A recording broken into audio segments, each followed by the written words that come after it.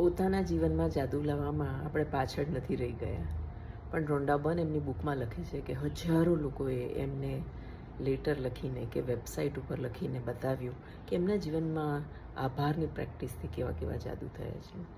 સંબંધો સુધરી ગયા છે, તબિયત સુધરી ગઈ છે, પૈસાની તંગી ઓછી થઈ ગઈ છે, અનેક રીતે બધા સમૃદ્ધ થયા છે.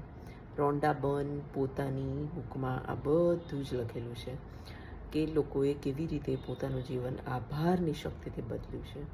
અને આ ચોપડીમાં આપણે આ લેસનમાં અથવા આની આગળના કેટલા બધા વિડીયોઝમાં હું તમને એ જ બતાવવા માગું છું કે જો એક નિયમ તમે લઈ લેશો, કે જેવો ભગવાનને હાથ જોડવાનો નિયમ લો છો ને એવો આભાર લખવાનો નિયમ લઈ લેશો તો તમારું જીવન એકદમ સમૃદ્ધ થઈ જશે. તમારા સંબંધો સુધરી શકે છે. કૃતજ્ઞતાની પ્રેક્ટિસ તમને અમીર બનાવી શકે છે. તમારી તબિયત જબરજસ્ત રીતે ફોલાદી બનાવી શકે છે. આ શક્તિને તમારે ફક્ત એના પર વિશ્વાસ કરવાની જરૂર છે કે કૃતજ્ઞતાની શક્તિથી તમે ભલભલી વસ્તુ મેળવી શકો છો. રોન્ડા બર્ન એવું લખે છે કે જ્યારે તમને આ પ્રેક્ટિસ વિશે સમજ પડશે ત્યારે તમને ખબર પડશે કે તમે એવી કઈ કઈ ભૂલો કરી છે જેના લીધે તમારું જીવન અત્યારે આટલું ખરાબ છે. અને જ્યારે તમને એ ભૂલ વિશે ખબર પડશે પછી તમે એ ભૂલને સુધારવા માટે જ્યારે આભારની પ્રેક્ટિસ કરશો એટલે તમારું જીવન બદલાવાનું ચાલુ થઈ જશે. આટલું સિમ્પલ છે. તો આ બુકમાં એમણે અલગ અલગ પ્રકારની પ્રેક્ટિસ આપી અને પોતે પણ એ પ્રેક્ટિસ કરીને અનુભવ કર્યો છે અને એટલે જ આટલા શ્યોરલી કહી શકે છે કે તમે પણ પ્રેક્ટિસ કરો ને તમારું જીવન બદલો. એવું નથી કે ભગવાનને મેળવવામાં વર્ષો લાગી જાય છે, એમાં આભારની પ્રેક્ટિસમાં પણ વર્ષો લગાડવાના છે નથી. આભારની પ્રેક્ટિસ પણ એટલી જ સિમ્પલ છે કે જો તમે દિલથી એને રોજ કરશો તો 3 મહિનામાં 4 મહિનામાં તમારી જોઈતી વસ્તુ તમે મેળવી શકશો. અને આ પ્રેક્ટિસની ખૂબી શું છે ખબર છે કે આ પ્રેક્ટિસ તમને ખુશી આપશે. આ પ્રેક્ટિસથી તમે હેપી રહેશો, કારણ કે આ સવારમાં ઉઠીને સિદ્ધિ કરવાની છે.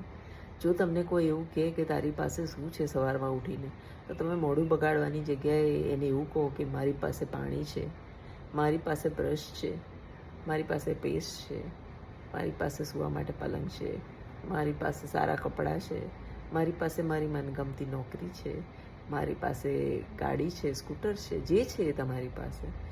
જો તમે તમારી પાસે જેટલી વસ્તુ છે એની વેલ્યુ કરતા ચાલુ થઈ જશો તો આભારની શક્તિનો એ નિયમ છે કે એ તમને વધુ આપશે. જો તમારે જાણવું હોય કે અત્યારે તમે આભારી છો કે નહીં, તો તમારા જીવનના જે મેઇન ક્ષેત્ર છે એટલે કે તમારી તબિયત, તમારા સંબંધ, તમારું કરિયર અને તમારા પૈસા, આ 4 ઉપર તમે નજર નાખો અને આ પરીક્ષામાં તમે પોતે જ પોતાને માર્ક્સ આપો. એકદમ ઈમાનદારીથી માર્ક્સ આપો કે આ 4માંથી તમારું કયું વસ્તુ ખરાબ છે, કઈ વસ્તુ સોસો છે અને કઈ વસ્તુ બહુ જ સરસ છે. જો તમે આ માર્ક્સ પોતાને આપી શક્યા તો તમને ખબર પડી જશે કે તમે કઈ વસ્તુ માટે આભારી નથી.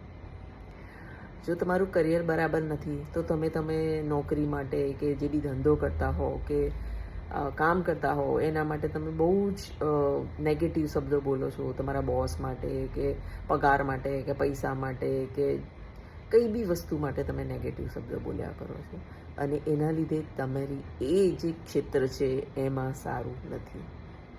સેમ જો તમારી તબિયત સારી નથી રહેતી તો તમે તમારી તબિયત જે નથી સારી રહેતી એનું જ આખો દિવસ ગીત ગાયા કરો છો. માથું દુખે છે ને પેટ દુખે છે ને પગ દુખે છે ને ડાયાબિટીસ વધારે લાગે છે, બ્લડ પ્રેશર વધી ગયું છે, તો તમે આખો દિવસ તમારી નેગેટિવ તબિયતના જ ગુણગાન ગાયા કરશો તો આકર્ષણના નિયમ પ્રમાણે જે તમે બોલશો એ તમને મળશે. એવી જ રીતે જો તમારી પાસે સંબંધમાં પ્રોબ્લેમ હશે તો તમે સંબંધમાં બધાની વિશે ખણખોદ કર્યા કરતા હશો કે માસીની દીકરી તો આવી ને ફોઈના છોકરા તો આવા ને આમ ને તેમ ફલાણ ઢીકણું, કોઈ તમને સારું મળતું જ નહીં હોય. તો વિચાર કરો, તમે આજે પોતાના ઉપર વિચાર કરો કે તમારી 4માંથી કયા ક્ષેત્રમાં કમી છે. એટલે મેં તમને આ શીખવાડ્યું કે જેમાં તમારી કમી છે એમાં તમારે આભારી થવાની જરૂર છે. અને આગળના વિડીયોઝ તમે લગાતાર સાંભળશો તો આ બધાનો જવાબ હું આપું છું કે કેવી રીતે તમે તમારું જીવન સમૃદ્ધ કરી શકો છો. અહીં ઘણા બધાનો એવો સવાલ આવે છે કે બેન, મારી તો નોકરી મને માત્ર 15,000 રૂપિયા જ મળે છે, તો હું મારું પૂરું નથી કરી શકતો. તો બરાબર છે, હું માનું છું તમે પૂરું નથી કરી શકતા, પણ તમે એ 15,000 રૂપિયાથી શું પૂરું કરી શકો છો? અહીં આપણે એ પ્રેક્ટિસ કરવાની છે. એ જે રૂપિયા તમને મળે છે, ભલે તમને ઓછા પડે છે, પણ એના લીધે તમે બીજા કયા કયા કામ પૂરા કરી શકો છો, એનો તમારે આભાર માનવાનો છે. ઘણા બધા લોકોને આ પ્રેક્ટિસ વિશે સમજ નથી પડતી, તો આજે હું ક્લિયર કરવા માગું છું કે આ પ્રેક્ટિસ કેવી રીતે કરવાની છે.